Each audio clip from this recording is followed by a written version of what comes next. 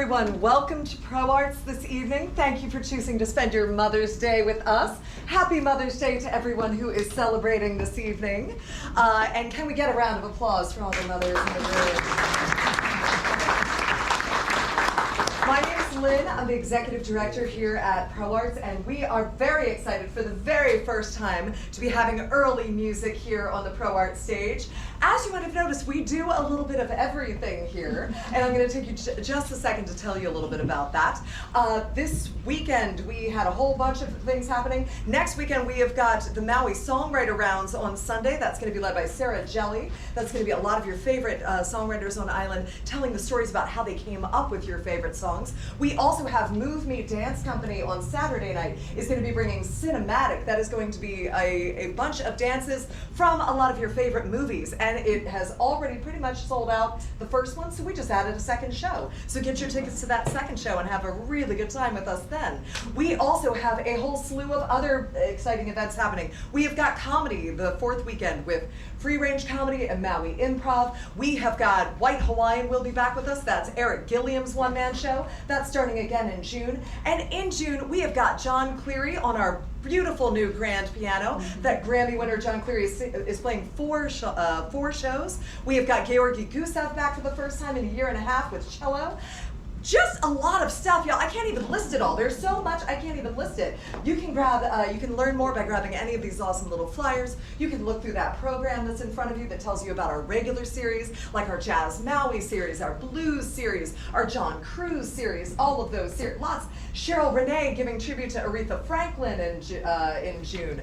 Tons and tons of things happening. You can also sign up at the front to be on our email list to be the very first one to find out about things like Murray Thorne and our next theatrical production, which is Lovey Lee. That is the true story of a 1970s Hotel Street lady, and that's going to be going up in June, and that's written by Mockwell's own Moses Goods. You definitely want to check that out, and stay tuned because we will be announcing our full season very soon, including all these series, our theatrical stuff, a whole lot more. I'm going to stop talking about it all and instead say a huge thanks to all of our sponsors, everybody who supports Pro Arts, particularly our Access for All sponsors. If any of you do not know about this program, it allows us to give buy one, get one free or entirely free tickets to anyone in need because we want to make sure that the arts remains accessible here on Maui. And normally we only give away 1 or 2 tickets per show, but thanks to the generosity of our sponsors, Arnold Jacobson and Jennifer Myers, we are giving away unlimited free tickets to anyone displaced by the fires through the end of the season, and we're hoping through next season as well. So huge thanks to them for support of that. I'm now going to ask you to please silence your cell phones. Let's go ahead and turn all those off. Anything that beeps and boops. You got a watch on you, anything. If you keep your pacemakers on, but everything else, let's go turn on everything else that beeps. Awesome. And let's see, there's no intermission for this show. So I think I've rattled on quite an, oh, and I'm sorry, if you do take a photo or a video, let's please all be sure to keep those down in our laps with no flash so that they don't bother anybody else and you can stay in the moment in this gorgeous music from the past with Shipwrecked in Ireland.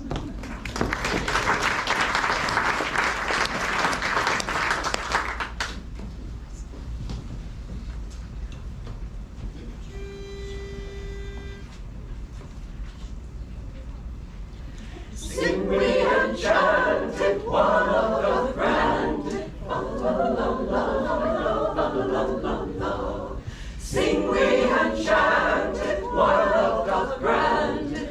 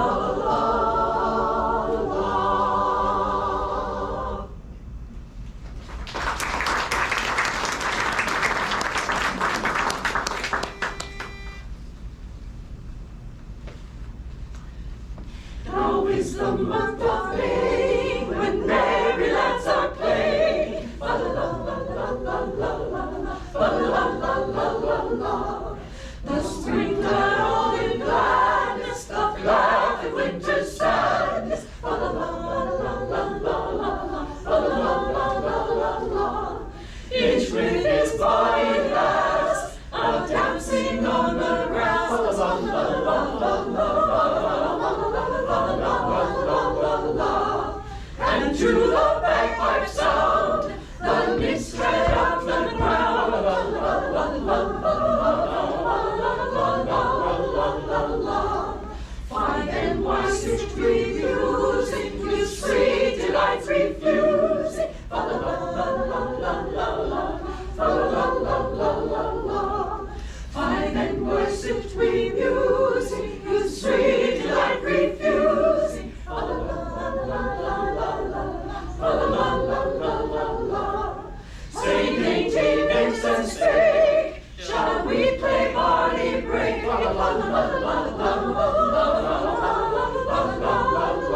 la. Say dainty nymphs and spake, shall we play barley break? La la la la la la la.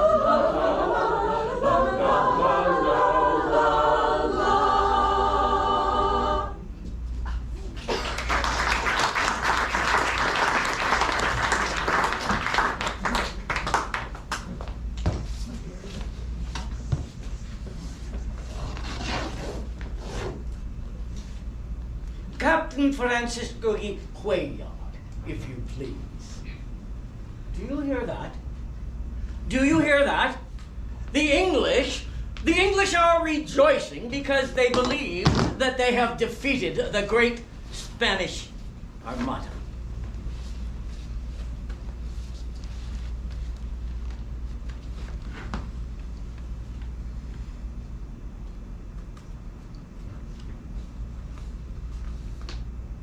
In the year of our Lord, 1588, I was the captain of a powerful ship in a great armada headed for England. We knew our mission couldn't fail. And after we invaded, we planned to convert the people back to Catholicism from the Protestant heretics that they had become. Even the Pope blessed us. So said we couldn't lose because God was on our side. The battle raged full force. I believe on August 9th in the English Channel. We knew that we would win. What happened, you asked? In the words of our King Philip, God blew a Protestant wind and our Spanish ships were scattered to the north.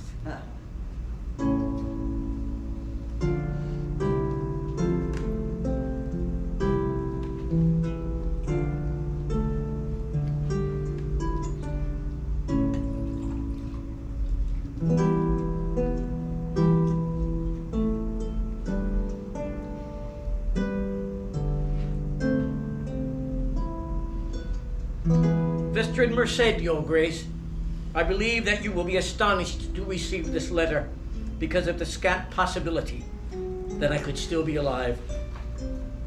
I have not had an opportunity to write to you for more than a year, until now that God brought me to Flanders 12 days ago. My story seems to be taken from a book of action and adventure. I'm writing a long letter in case you would like some entertainment after dinner. I want you to know the struggles and dangers that I have experienced since Your Majesty's Grand y Felicissima Armada sailed from Lisbon to England.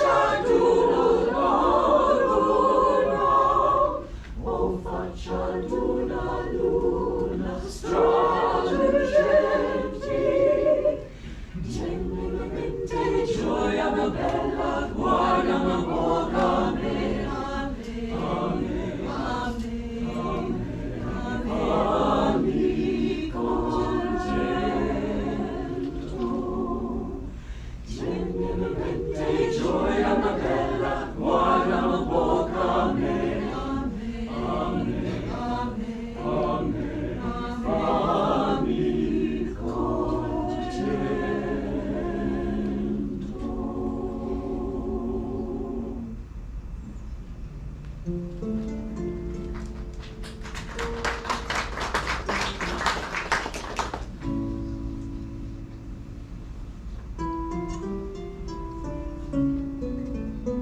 battle in the English Channel was fierce. The English fought hard, but they could not prevail against our mighty armada. We were ready to invade, but that night God caused a mighty wind to blow all of our ships north. Anchors were of no use against the raging sea. Many of our ships were wrecked on the coast of Scotland and Shetland. My ship made it down as far as Ireland's west side. We knew we needed water and provisions, so my ship, Santa Maria de Vision, along with the La Villa Juliana, sheltered in the bay. I later learned that what was called Estrida, near the town of Sligo. We anchored offshore for 3 days, hoping the weather would clear so that we could finish repairs, get supplies, and sail back to Spain. On the 4th day, another extreme wind and cruel storm arose. The waves crashed over our sails. We desperately tried to save our ship, but the fierce wind and waves battered all 3 ships into pieces. So many men drowned, not just ordinary soldiers, but also many important people, captains, gentlemen, and officials. I could see the dead bodies washing ashore and floating in the sea. I didn't know what to do because I couldn't swim. Just as my ruined ship was engulfed by a huge wave, I jumped into the water. A piece huge of limber fell on top of me and crushed my leg. I grabbed the timber and drifted ashore, covered in blood. Shivering with cold, I hobbled across the sand and collapsed in the bushes. No one saw me because English enemies and Irish savages were busy stripping the dead of clothes and jewels on the shore.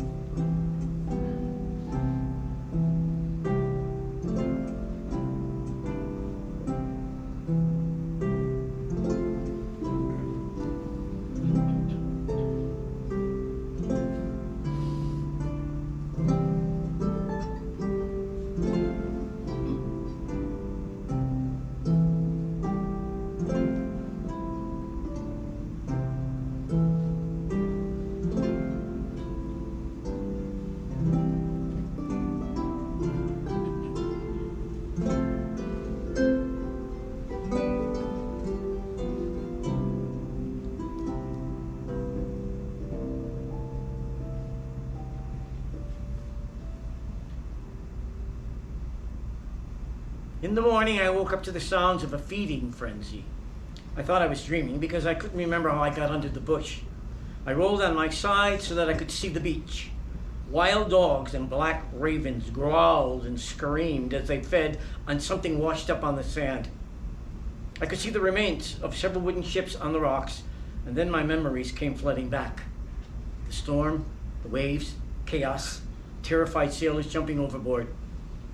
Then I realized that I was looking at about 800 dead men washed up on the shore from the raging storm the night before. I walked down to the beach, hoping to find a crust of bread washed up by the waves. There I found Don Diego Enriquez, a very good friend of mine. I couldn't leave the beach without burying him. So I dug a shallow grave and gave him a proper Christian burial.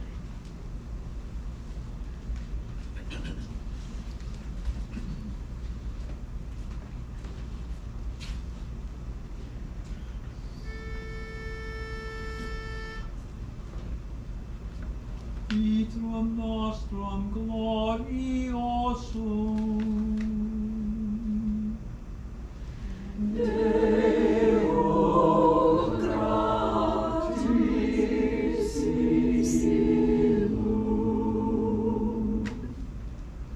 O vitrum.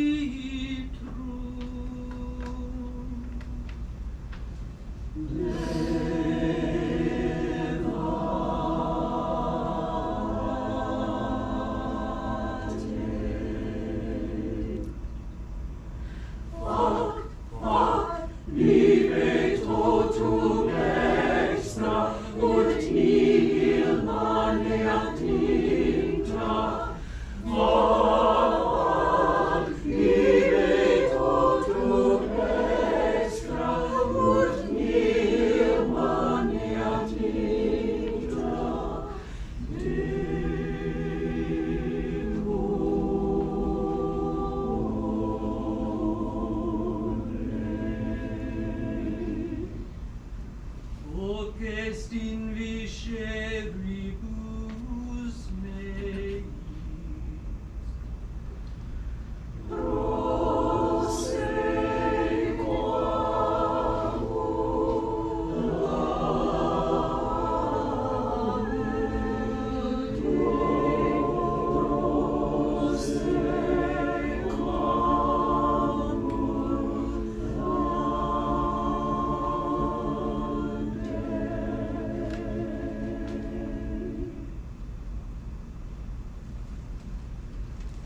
I saw a monastery off in the distance and knew I could find shelter with the monks living there.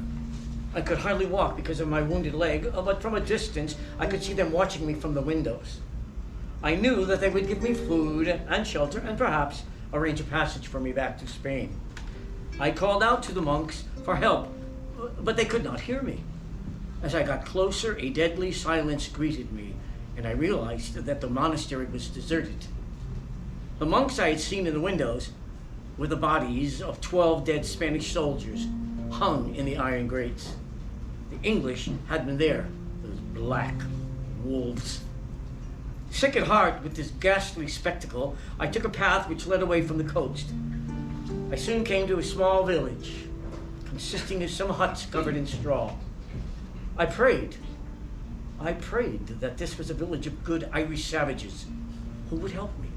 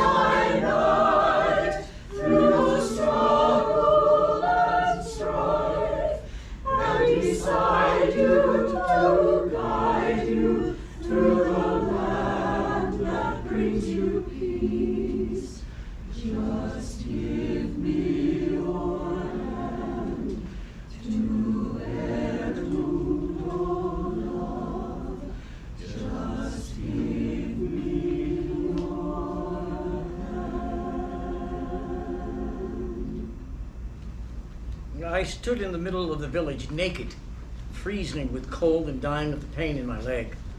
An old woman came up to me and asked, "Thou Spain, tu Hispanium? You speak Latin?" I asked her. And then I remembered, even though the Irish are savages, they are Catholic. So of course, some can speak Latin. She was a good Christian because she invited me into her hut and brought me a bandage for my leg, as well as some butter, milk, and a small piece of oaten bread. She told me to walk towards the mountains where there was an important savage with good lands who was very friendly with the King of Spain. I reached some huts that night where I found a young boy who could speak Latin. He dressed my wounds and gave me a bed of straw to sleep on. Later that night, his father and brother arrived, laden with plunder that I recognized from our dead men on the beach: gold, jewelry, and fine clothes. I dared not say anything because They were helping me.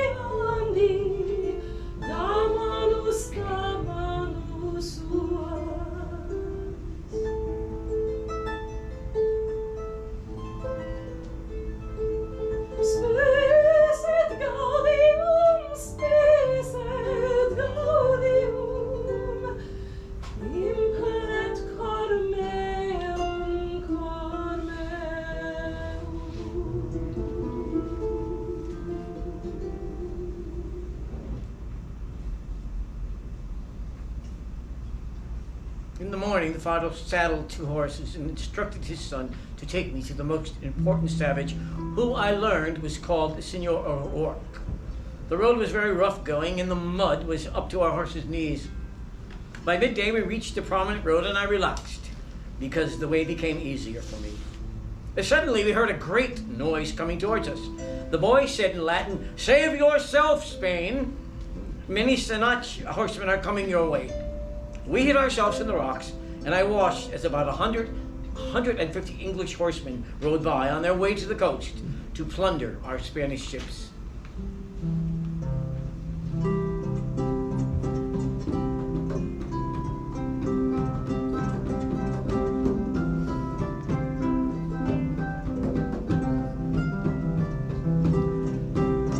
God delivered us from those English heretics.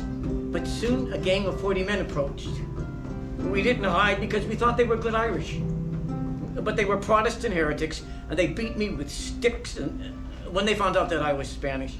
The boy took our horses and galloped away. They stole my clothes and left me injured and naked, curled up on the ground. I lay there most of the day, not moving. Well, I implored God to please just let me die here. By sunset, God had not answered my prayer, so I resolved to continue my journey. I covered myself with bracken and moss to keep out the cold, and continued hobbling along on the way to find the chieftain, Senor O'Rourke, who protected the Spaniards.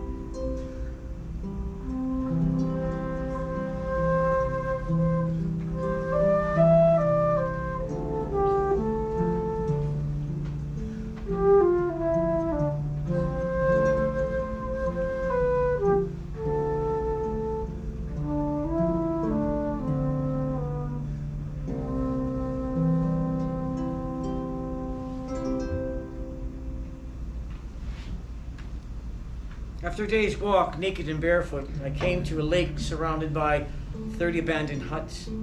I get to the first one and found it was full of oat bread, the kind that the savages eat. I gave thanks to God. As I started to eat, I saw 3 men hiding in the shadows. My heart stopped. The English found me. In my fright, I sank to my knees and exclaimed, "Mother of God, please deliver me from evil."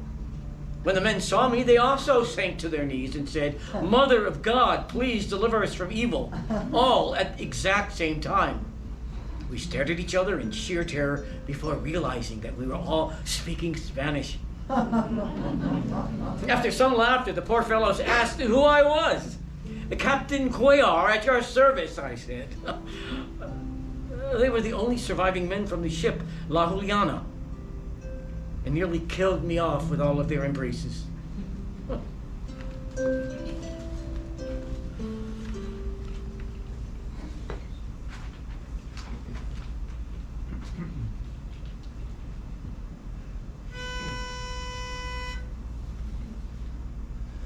Rio, Rio, Ciula, guardare in terra, Dios guardó el lobo de nuestra cordera, Dios guardó el lobo de nuestra cordera. Rio, Rio, Ciula, guardare in terra, Dios guardó el lobo de nuestra cordera, Dios guardó el lobo de nuestra cordera. El lobo rabioso la quiso morder, mas Dios poderoso la supo defender.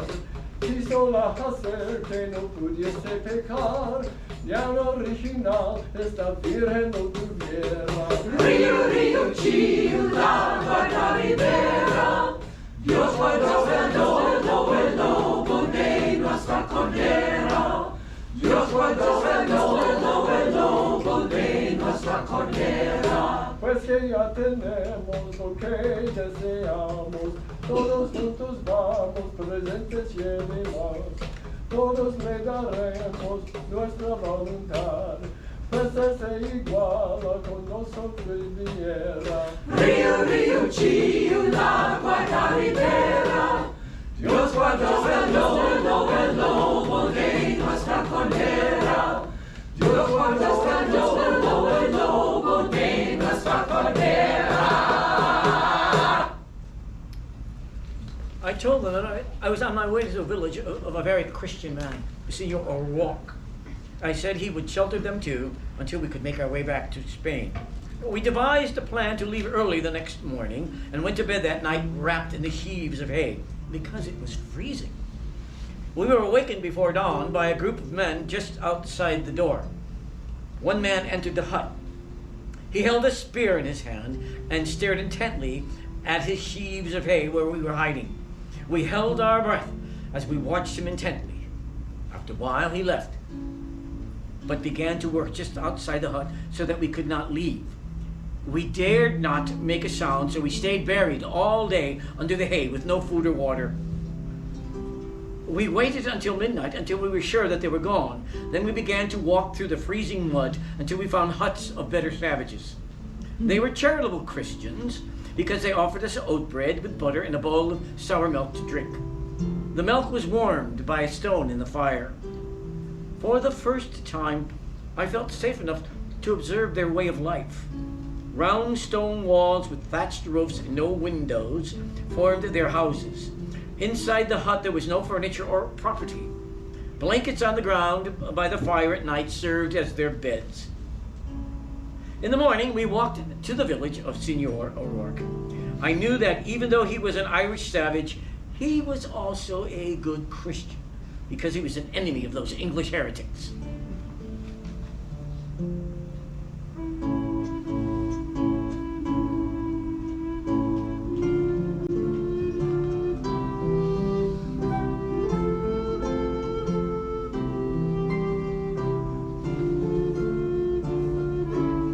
While we sheltered in Senor O'Rourke's village, we were told that a very large Spanish ship was at the coast and that she had come to rescue those Spanish that were still alive.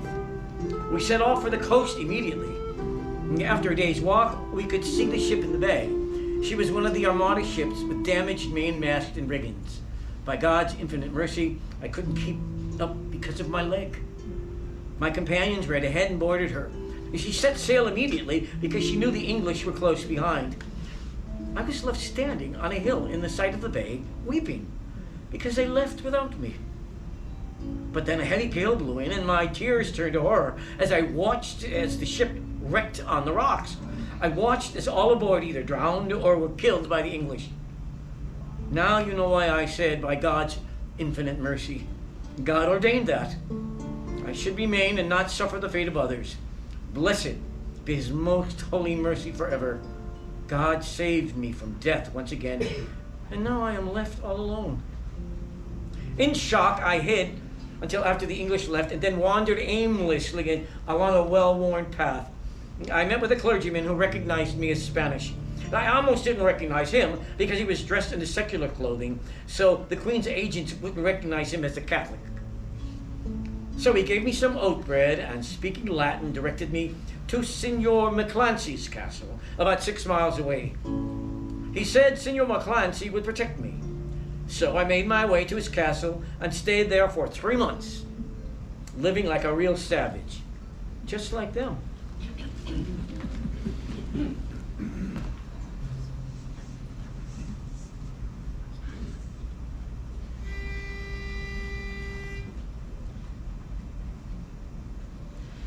Come by the hills to the land where fancy is free, and stand where the peaks meet the sky and the larks meet the sea, where the rivers run clear and the bracken is gold in the sun, and the cares of tomorrow can wait till this day is done.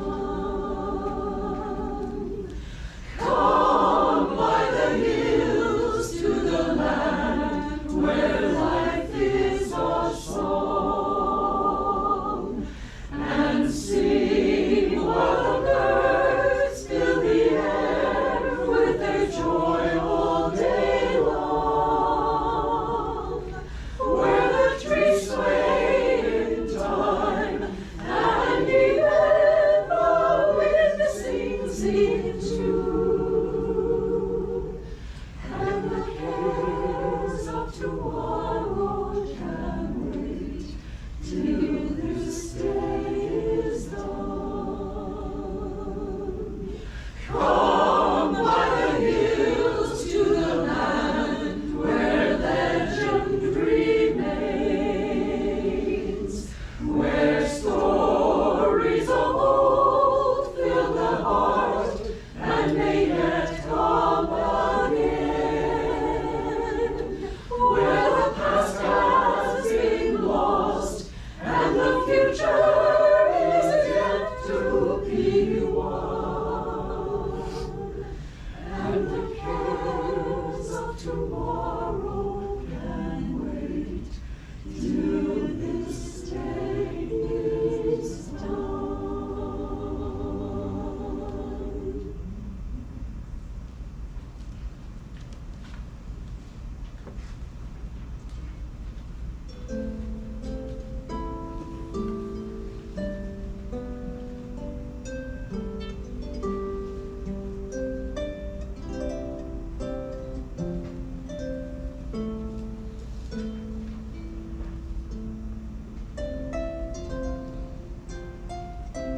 The wife of the Master Savage McClancy was very beautiful, in the extreme, and she showed me great kindness. She questioned me about many Spanish matters, and then she asked if I could tell her fortune. So I pretended to examine her hand and then made up many stories. I thought she wanted to hear. I held the hands of her friends, looked deeply into their eyes, and told them 100,000 lies. I laughed to myself because I was now a gypsy among savages. By night and day, the women chased me, to tell their fortunes, so that I was continually surrounded by a crowd of beautiful women.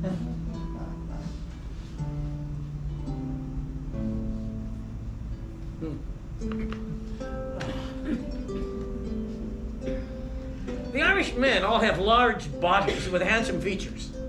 Their limbs are strong and they are as active as the roe deer. They are great walkers. Their hair comes down to their eyes, and they clothe themselves in tight pants with loose overhaul blankets made of goat hair. Best of all, they carry on perpetual war with those English heretics. The women are very beautiful, but badly dressed. They wear a chemise with a blanket and a linen cloth over their heads. The blanket that all the savages wear serves as a garment by day and their bed at night. This way they can sleep outside as well. They call themselves good Christians. And a priest from the Church of Rome says Mass for them each week. But unfortunately, a great many of their churches and monasteries have been demolished by the English. The Irish like me because Spain has come to overthrow the English heretics who were such great enemies of theirs. I had such goodwill for them because they treated me as a friend. Even so, these were the men who were the first to rob the dead Spanish who washed up on the shores from the Armada ships.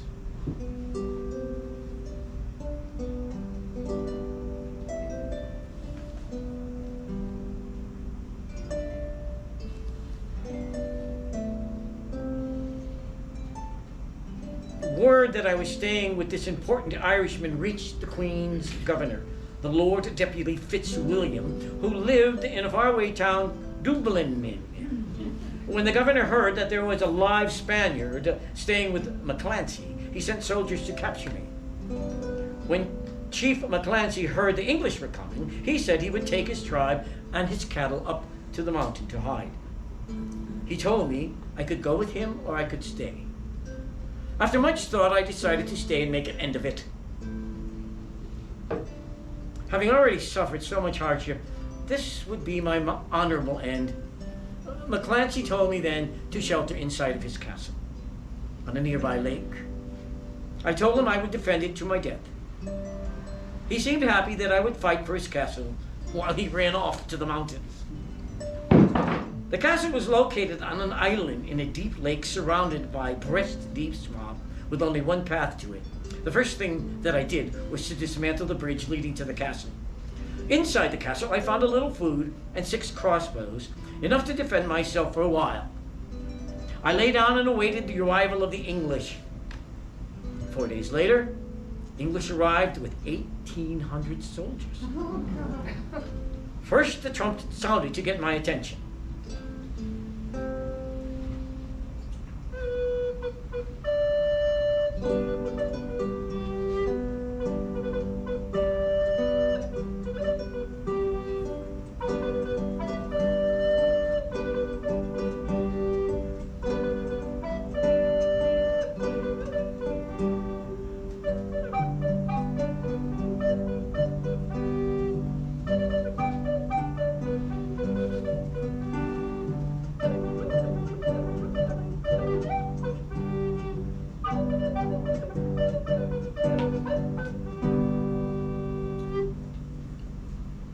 Looked out the castle window to see the army on the bank of the lake. Then the commander demanded I should surrender and said that he would give me safe passage back to Spain. I pretended not to hear him and begged him to come closer. So he said he couldn't move any closer because of the bog surrounding the lake. After a standoff of 17 days, he ran out of food and a severe snowstorm forced him to move his troops back to Dublin.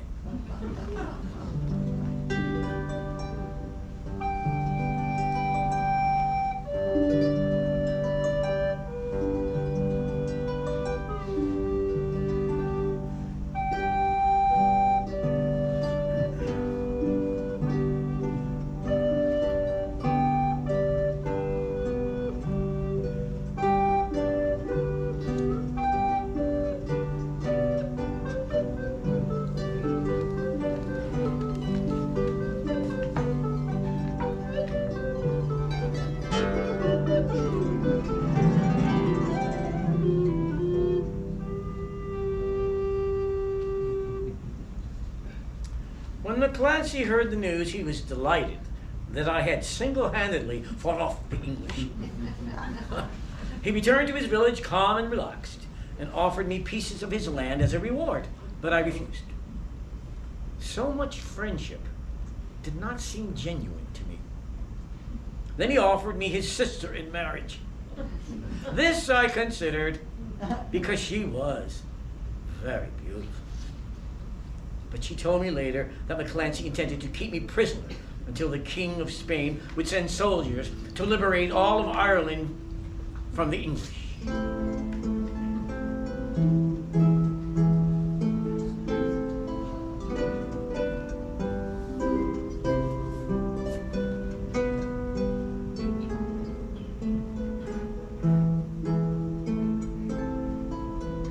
I knew then that I had to escape McClancy's kingdom.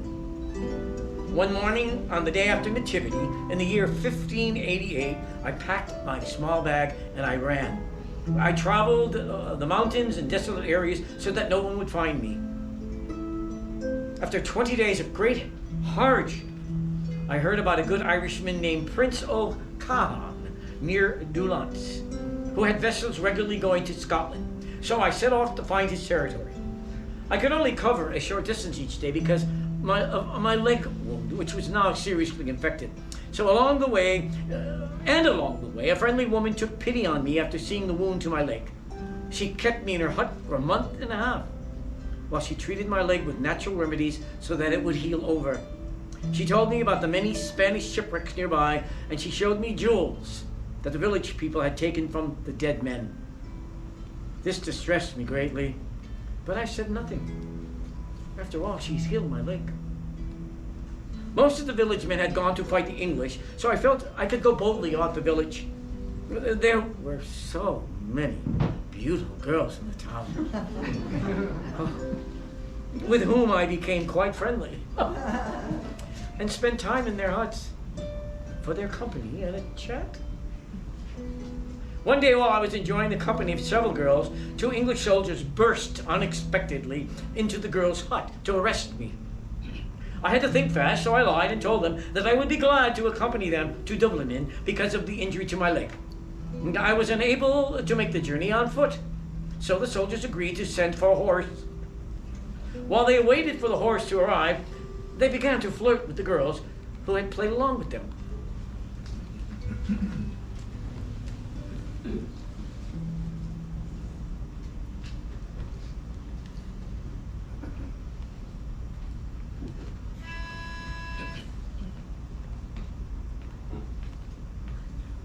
Oh, princes and some pudding pies, come tell me where my true love lies, and I'll be with her ere she rises, so fiddle all a-gither. Green sleeves and yellow lace, and all young maids come marry apace. Bachelors are in a pitiful place to fiddle all a-gither. Oh, hey, hey, ho, about she goes. I give to her a young red rose to cheer her from her tearful woes. And she disdained to love me. Green sleeves and yellow lace, and all young maids come marry apace. Bachelors are in a pitiful place to fiddle all a-gither.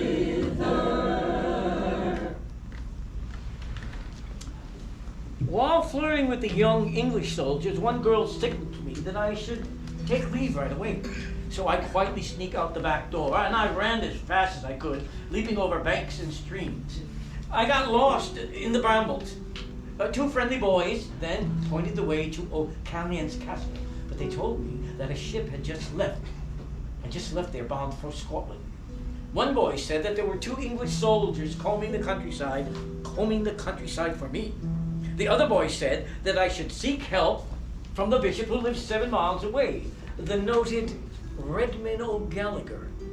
He was a Spanish sympathizer in contact with Spain to help the Spanish take over all of Ireland.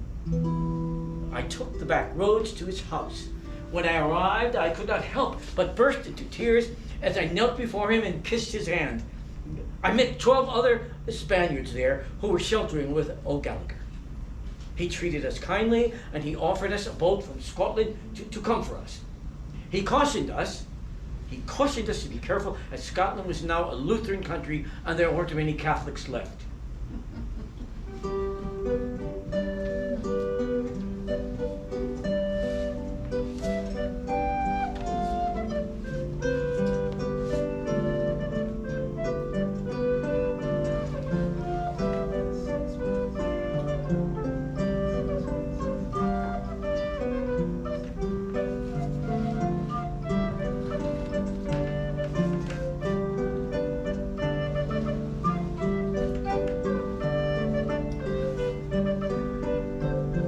We sailed to Scotland in a wretched, leaky boat.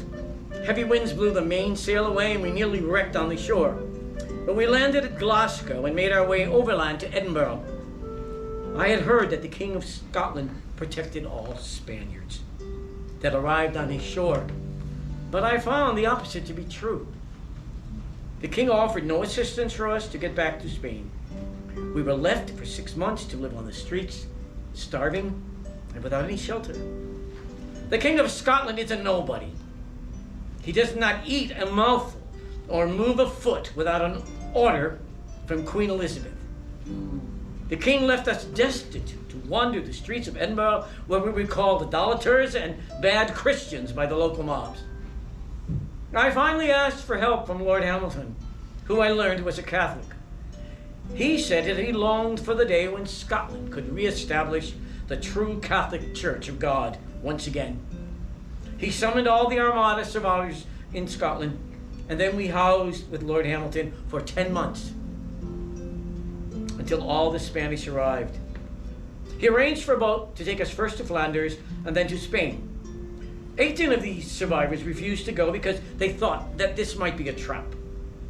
I couldn't believe that they would rather stay in Scotland. The rest of us were desperate to go back to Spain. I begged Lord Hamilton to write to the Duke of Parma in Flanders on our behalf.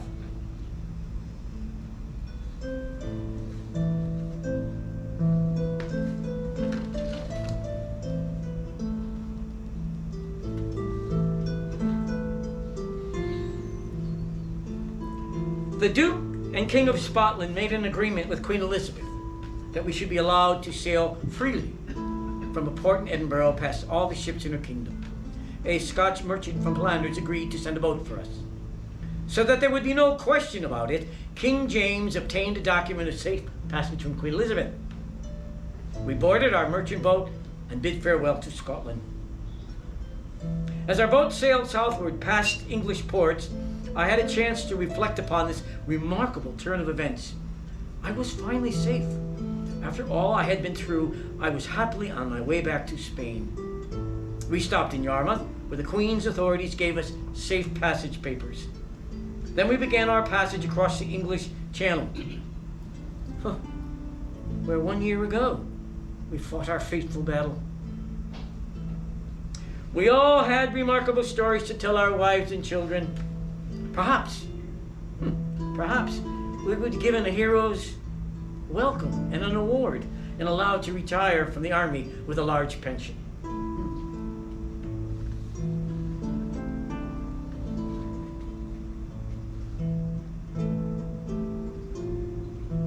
As our ship approached Dunkirk, large English ships came out of the mist. We rejoiced that English ships would escort us to shore. Unbeknownst to us, the King of Scotland also made an agreement with Queen Elizabeth that English ships would wait for us at the port of Dunkirk to kill us all. When the first cannonball hit our small merchant ship, we realized that this had been a trap after all. Huge explosions hit our ship until it splintered. We were not armed and could not fight back. As our ship began to sink, I jumped overboard to save myself and was forced once again to float ashore on a piece of timber. The Scotch captain and all aboard drowned. I crawled into the bushes to hide and awaited help from the Duke of Parma. I was the only man left alive.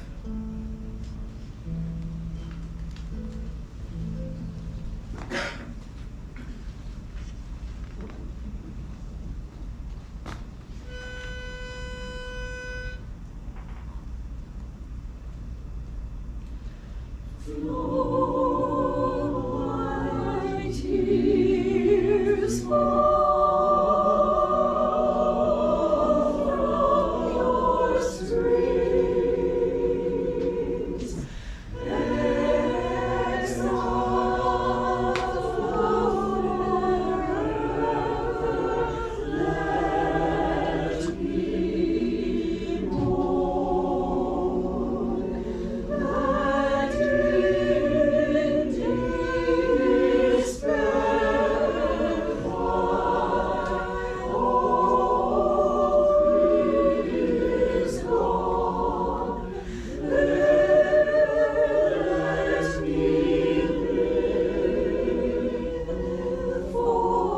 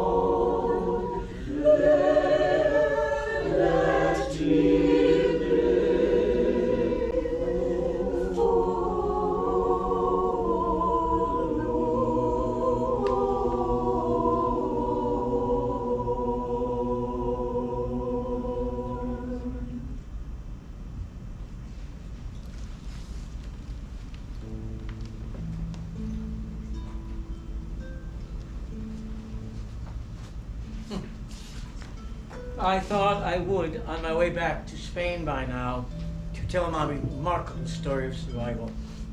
But the Duke of Parma only allowed me a short time to rest before he inducted me into the Army of Flanders. I have now been assigned to Parma's general staff. Someday I hope you will welcome me back with a hero's welcome and a sufficient reward. I want you to know that God and the Irish clans of O'Rourke, McClancy, O'Connor, O'Donnell, O'Neill, O'Doherty, Maguire, O'Toole, O'Gallagher, and O'Cahan helped me survive. That I could write this letter to you today.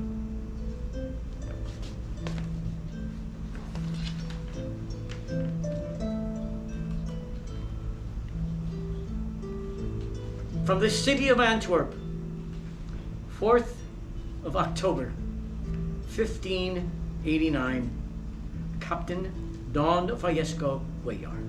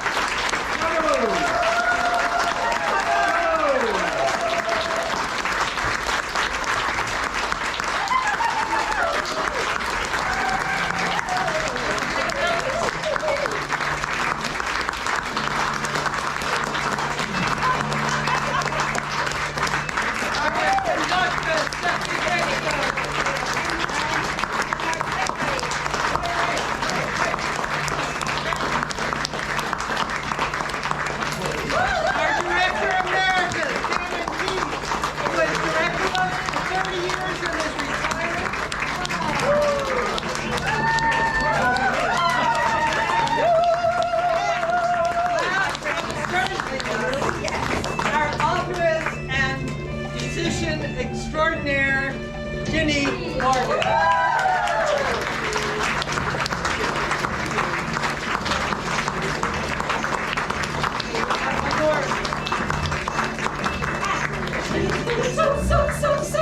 So handsome. He's gonna so handsome. He's gonna so handsome. I didn't expect this. He's my love.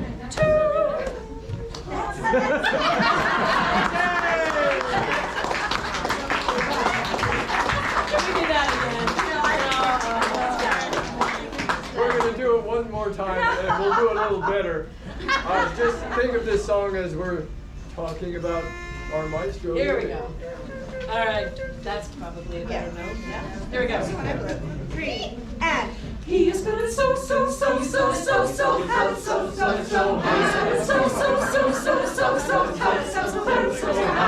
It's my love. Women gossiping as women do. He's gonna so handsome. He's gonna so handsome. He's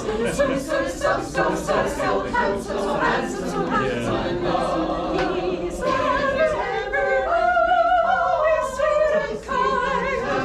And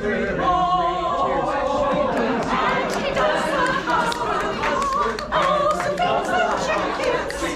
Also feeds the chickens. It's hard to easy.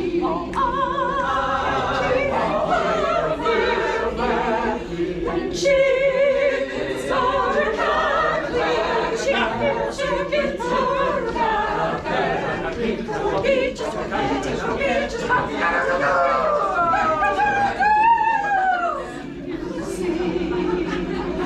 He's gonna so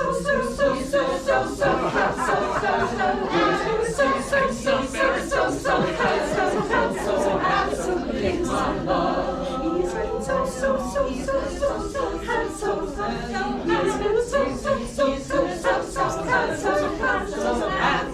Is my love.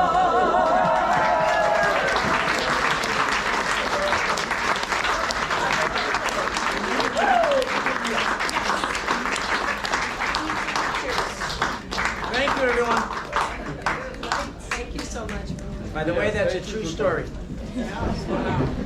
Especially It's a True. little bit different than the normal live theater that you'll see on. Wow, what a nice house. Yeah.